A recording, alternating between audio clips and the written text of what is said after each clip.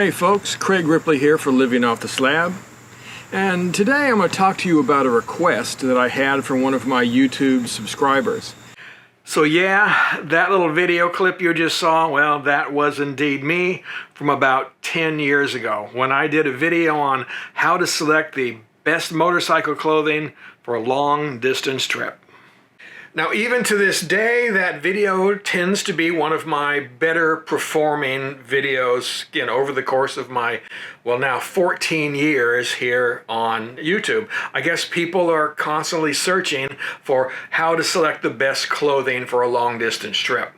So I thought that, well, it was about time to do an update to that video because my tastes have changed, right? I've gone on a lot more trips. I've learned a lot more things, right? And again, my opinions have changed a little bit. So I think what we're going to do is kind of contrast my old self with where I am now. I think there are three basic things that you need to take into consideration when choosing your clothing. One, protection. You want to be protected in case you have an accident, but also you want to be protected from the elements, that is wind, rain, and the sun. The third thing is comfort.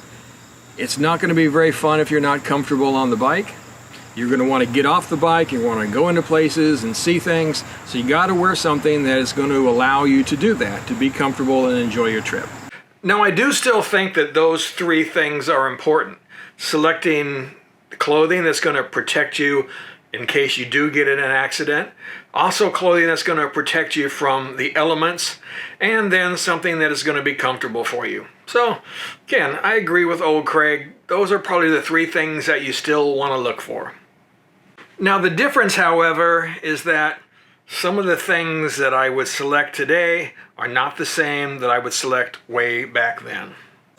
Biggest thing that I think you need to take into consideration to be comfortable on the bike is your underlayer. That is the layer of clothing that's sitting directly on your skin. So that includes not only your t-shirt to cover your chest and your torso, but also your underwear and your socks. So the first thing I talked about was base layers, and I still think those are extremely important in keeping you comfortable while you're out there traveling, right? They help to get that sweat off of your body, get it out to the surface of the garment, and then allow it to evaporate, again, keeping you cooler. Now, back then, 10 years ago, I was using Under Armour as my primary base layer. Now, Under Armour is a good product. I still use it for my everyday underwear, right, and my workout shirts, for example. But when I want to go out on a long-distance motorcycle ride, well, I've switched to something that I think is a lot better, and that is the LD Comfort base layers. These were base layers that were designed for long-distance motorcycle travel. They have two layers of fabric. They have an inner layer that will grab and absorb the sweat off of your skin, and then an outer layer that wicks it away and traps it in that outer layer so it doesn't go back up against your skin. Now, the one thing that people complained about even back then was that Under Armour is expensive. It's 20 bucks for a pair of underwear, and people were just incredulous. Why wouldn't you just go out and buy some white cotton underwear that's, $2 a pair? Well, again, you can do that, but again, remember, cotton underwear or t-shirts holds a lot of water, right? About, I think, 25 times their weight in water they can hold, so it's not going to let your sweat evaporate very easily. Now, of course, the LD Comfort base layers are even more expensive than the Under Armour.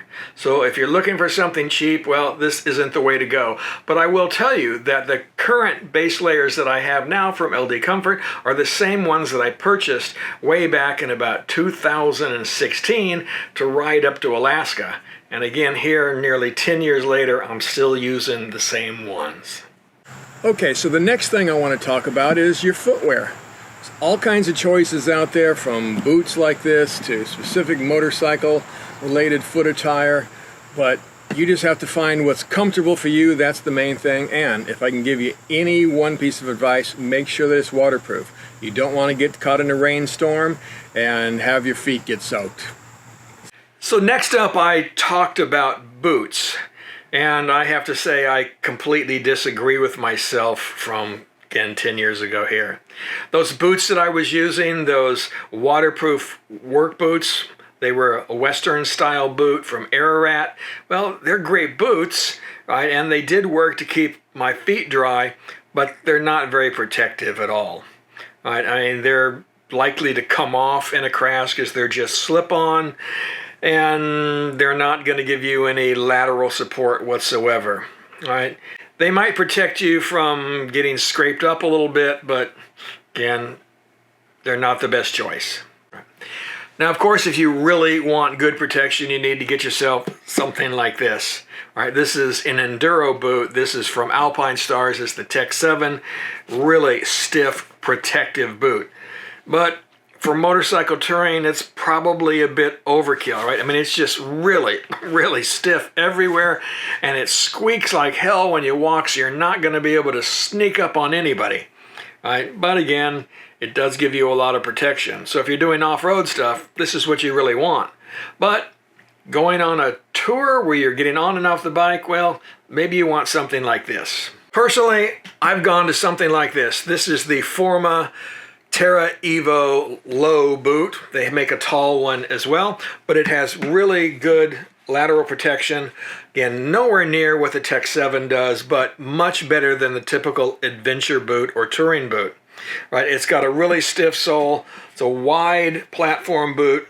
Right? Really stiff, helps to keep my feet comfortable, and it has an inner layer also to keep it dry. Now, I will tell you, as far as that goes, keeping your feet dry, I apply an outer layer of mink oil to this boot when I go traveling, because I don't want anything seeping in through the outside, which I have had in heavy thunderstorms. So just be warned that nothing is perfect, and I would treat them on the outside as well.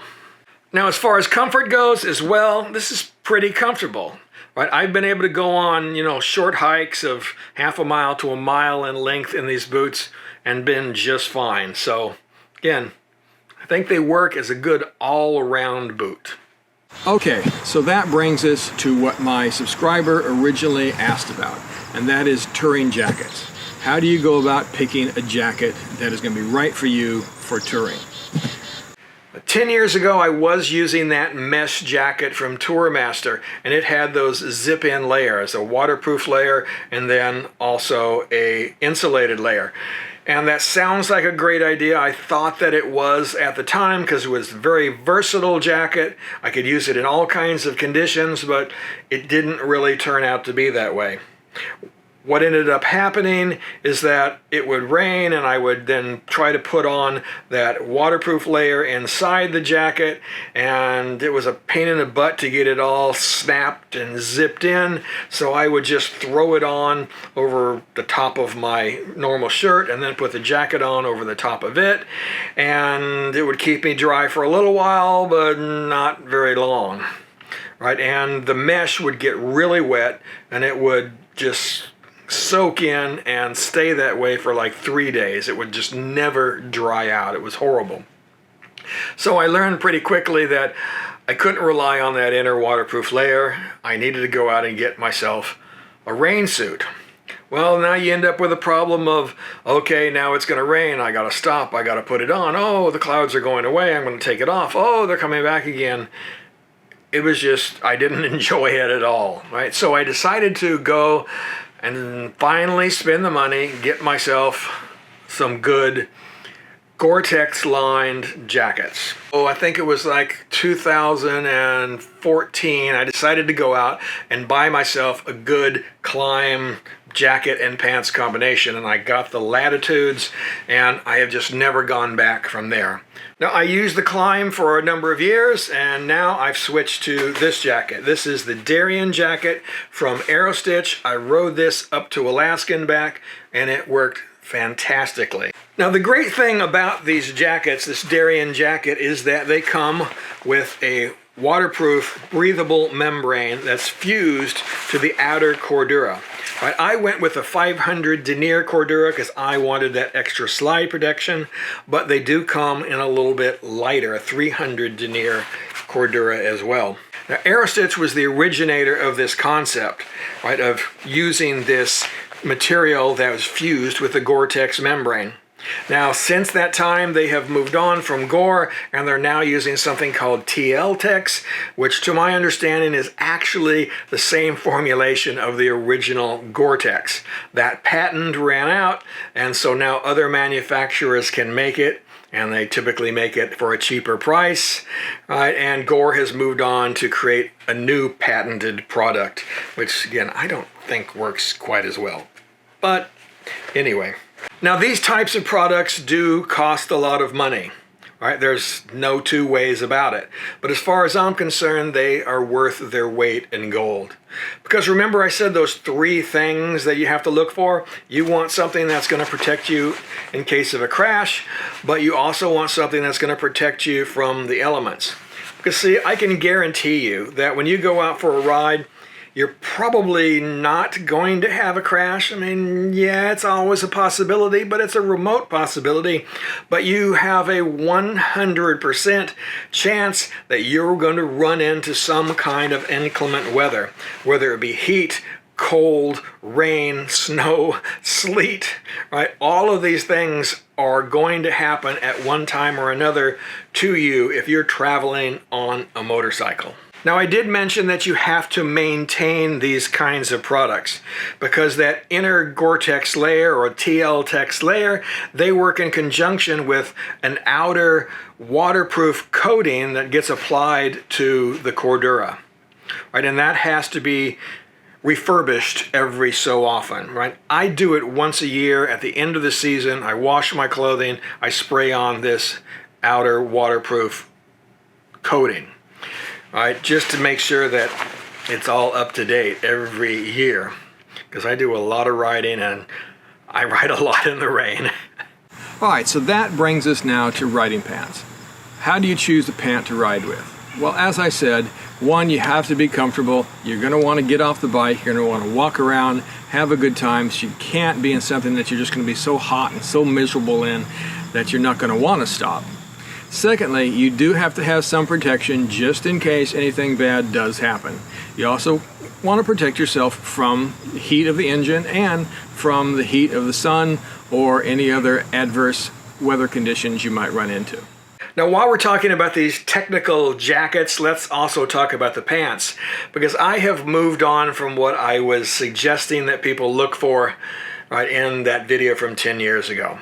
Right, back then, I was telling everybody that they could get some Kevlar riding jeans and it would protect you from a slide. Well, it might, but it would be very minimal protection. There's no padding in the pants, right? And it sure isn't going to protect you from the elements. So again, for me, I've moved on from that. I now wear something like the AEROSTICH AD1 pants that I'll be wearing this year. I'll be doing a video review on those a little later in the spring. Now, these kind of pants, like the jackets, protect me from the elements. They are also lined with that waterproof breathable membrane, right? And again, you have to treat them just like you did the pants, but they work great. They work fantastic. I love them. Though the jacket allows airflow through it, there are going to be times, as we ran into when we were in Nova Scotia, when you're going to need a lining, right? You're going to need a wind lining, you're going to need an insulated lining. So that's one thing about most of these jackets. If you look for a 3 or a 4 season jacket, you're going to find things that come with multiple linings. Now, for mid-layers, I pretty much agree with myself from 10 years ago, right? You want to find some things that are going to allow you to ride in all kinds of conditions. So I typically have an insulated layer that I ride with, right, that I can put on the inside of my jacket to keep me warm. But as I had mentioned before, I also am now using a second breathable waterproof membrane or layer that I can put on in case it's really going to rain a lot. Right? And again, I had one of those when I went to Alaska. It's from AEROSTICH as well, and I just loved it. I'm just so happy I had that on the last trip because it was just so wet. Now, one thing I didn't talk about in that video from 10 years ago is helmets. See, back then, I believe I was using a Shoei J Cruise. Even back then, I really liked Shoei helmets. They just fit my head great, and the J Cruise was probably the most comfortable helmet I've ever owned. But the problem with the J Cruise is it's a 3/4 helmet. It doesn't have any chin bar, which is where you're likely to hit if you do go down hard. All right, so for me, from my experience with watching my wife have her accident, right, and from my experience out on the road and wanting that protection, again, not just from the road, but from the elements, right, from rain, from bugs, from rocks, from hail, right, that I've experienced, all of those things while riding, I want something like this. I pretty much exclusively now ride in a full face helmet. So it's up to you, but this is what I suggest. For me, when I was using the shorty helmets, I was just getting so much wind noise that I know it, led to some of the hearing loss and the buzzing in my left ear that I now have to put up with on a daily basis. So using, again, a full face helmet that blocks that wind and also using earplugs, all right, well, that's what I do now that I'm smarter. And one more thing I did not talk about in that first video was gloves. Because see, back then I think I was using these little shorty 3/4 gloves with, open fingers, which, again, not very protective, right? Looks cool, just like my jeans. I look like a real biker, but, not very smart, not very protective. So nowadays what I do is I use something like this. It's a full fingered glove. This is a pure leather glove. Again, I got this one from AEROSTICH, right? Now, it doesn't have all of the knuckle protection and all of those kinds of things on it like, some of the more touring-oriented gloves do. But I was having problems with my hands in those gloves, right? I just didn't have the range of motion that was needed to really open my hands up and allow them to be comfortable, right? They were forcing me to have that curved hand, and I've talked about this in a few other videos. It just was leading to my thumb and primarily going numb, right? Because I'm sure I have some arthritis in that thumb. So using something like this is flexible enough and light enough that it allows my hand to rest and relax, but it does give me that protection, again, from the sun, from the wind, right? But also in case I go down and I slide. Now, of course, these aren't waterproof, right? So I do use a glove cover, again, I got from AEROSTICH. They're called the triple digit gloves. I've been singing the praises of this glove cover ever since I went to Alaska, and I'm going to continue to use them. So another plug for the lobster claws. So looking back at that video from 10 years ago, I see that I was making a lot of choices that really weren't adequate.